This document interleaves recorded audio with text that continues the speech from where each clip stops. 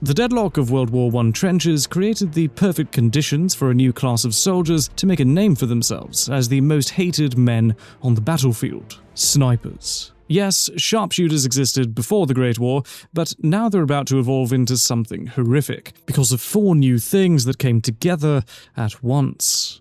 Good telescopic sights, camouflage, organized training, and, of course, static lines with thousands of targets to pick from. Earlier sharpshooters had some of these factors, but the World War I sniper had all of them at the same time, and for a few bloody years. It all started with the Germans, who were the first ones to show the British and French on the Western Front how much damage a skilled shooter could do with a good rifle and optic from a concealed position. The Germans were the first to deploy snipers at scale because they had the most advanced optical industry in the world, which gave them scopes for their rifles that the Allies could only dream of. Pair that with the deep shooting and hunting culture of German people, and you get what the Allies got when the trench war began, creating just the ideal conditions for a good sniper.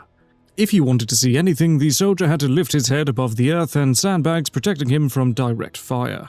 And doing that more than once in the same place would usually invite the sniper's bullet between your eyes. So in the first year and a half of trench warfare, German snipers inflicted heavy one-sided losses. Soldiers who thought they were safe and peeked their foreheads over the trench parapet, well, they were dead before they heard the shot. Soldiers who went to fetch water, bring in food or supplies, light up a cigarette at night, or go to use the toilet were getting shot all over the front, seemingly from nowhere.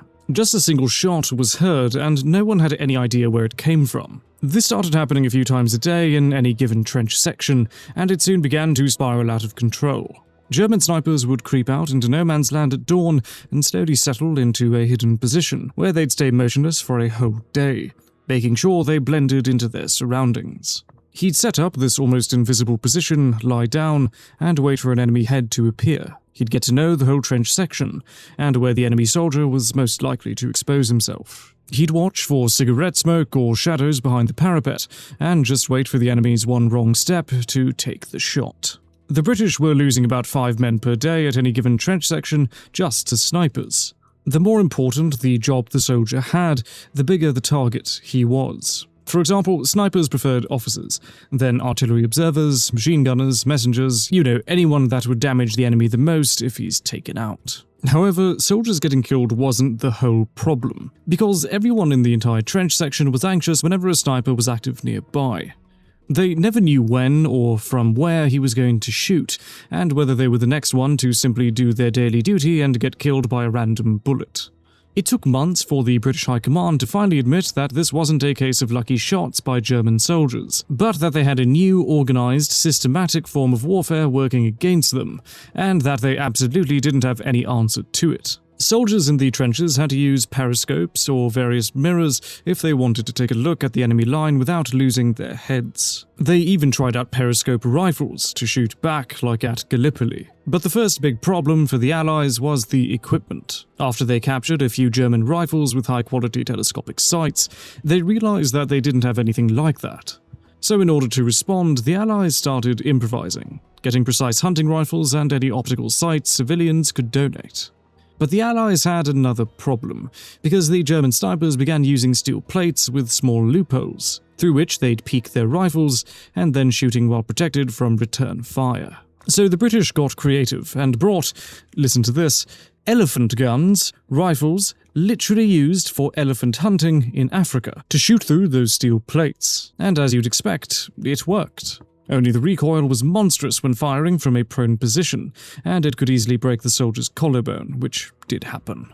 On top of that, there were stopgap optics. Because proper scopes were still in short supply, the British began issuing simple 2-lens, so-called Galilean sights, which were pretty crude compared to a real telescope. The real answer finally came when the short-magazine Lee Enfield rifle was fitted with proper telescopic sights, and the first army school of sniping was formed. Canadian and Australian snipers would catch up as well. And now the real deal could begin over the trenches, as the full-on sniper war started. Now, the place where the sniping was on another level was Gallipoli in 1915. This was the Allied invasion meant to knock the Ottoman Empire, Germany's ally, out of the war. But the landings got stopped almost right on the beaches, and the campaign turned into the same trench deadlock as on the Western Front. The opposing trenches were unbelievably close together, as close as hand grenade range. The Ottomans there held the high ground, and the terrain was perfect for snipers, so the Allied trenches were in plain view. Turkish snipers were just insanely deadly there, and they were taking out hundreds of soldiers who didn't even know they were exposed sitting in their trench. They even took out Australian Major General Bridges while he was inspecting frontline positions. So this is why the Allies came up with the periscope rifle I mentioned earlier, as they literally couldn't raise their heads above the ground. Several snipers of all nations raked up more than 100 kills, but in return they faced an extraordinarily high death rate, or serious memories for the rest of their lives if they survived the war. The smallest mistake, like a wrong movement or a bit of dust kicked up after firing, could reveal his position to the enemy sniper or observer, and, well, that'd be the end of him. However, most often when an enemy sniper was harassing a specific line of trenches, they'd just shell the whole suspected area with trench mortars and artillery, without ever knowing exactly where he was. Gas shells were used as well in a few attempts, and if the barrage didn't kill him, it would probably destroy his hiding spot or force him to move. As for the memories I mentioned, killing someone with a rifle or machine gun from 50 or 100 yards wasn't the same as a sniper kill.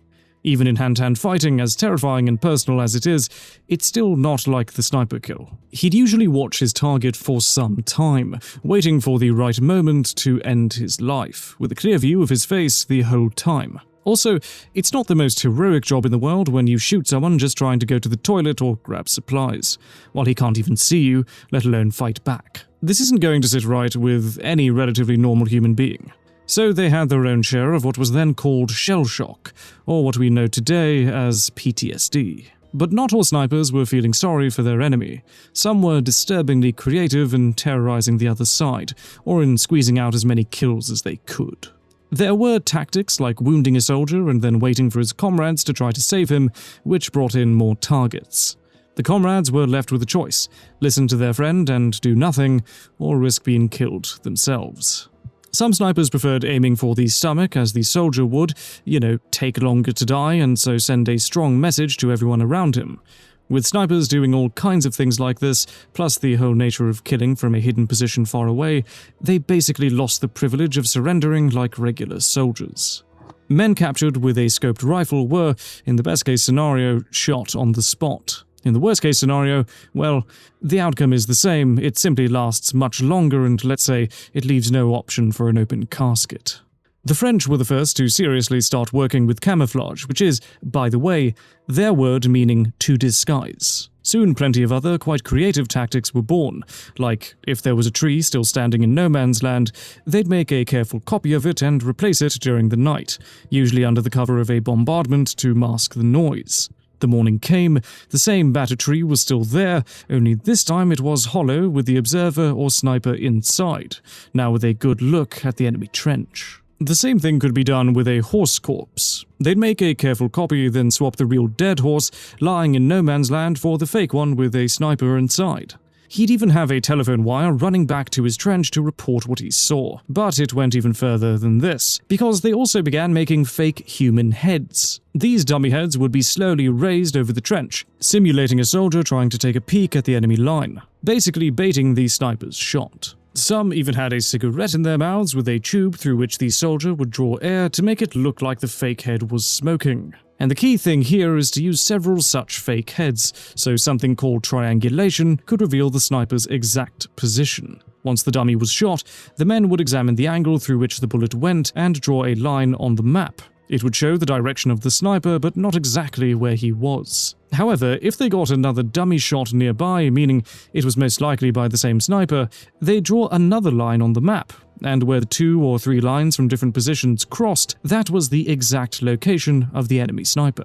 They could then give the coordinates of that position either to their own sniper or artillery to take him out. This method, as ridiculous as it sounds, is how a lot of snipers were eliminated. Snipers began working in 2-man teams, one man shooting and the other observing, which set the standard for how the modern sniper team works. Now, although the Germans started with a huge advantage early in the war, through 1917 and 1918, the British, Canadians, and Australians had caught up, and then surpassed them. The reason was permanent sniper sections built into their battalions and good training through sniper schools. Snipers were now not some rare guys skilled with their custom rifles, but a regular part of the military, finally with the proper tools for the job. Also, the Germans lost most of their snipers in the grinding war. Snipers that couldn't be replaced. And by 1918, the Americans sent their best shots to the British school after they'd seen how effective the snipers were becoming. However, it faded almost as quickly as it developed. After the trench stalemate was broken by the German spring offensive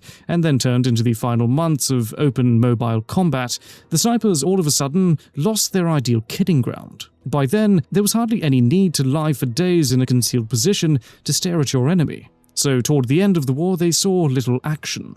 After the war ended, the snipers in most nations went into a deep sleep, but only for a brief time, because they'd wake up again when a new global war came some years later.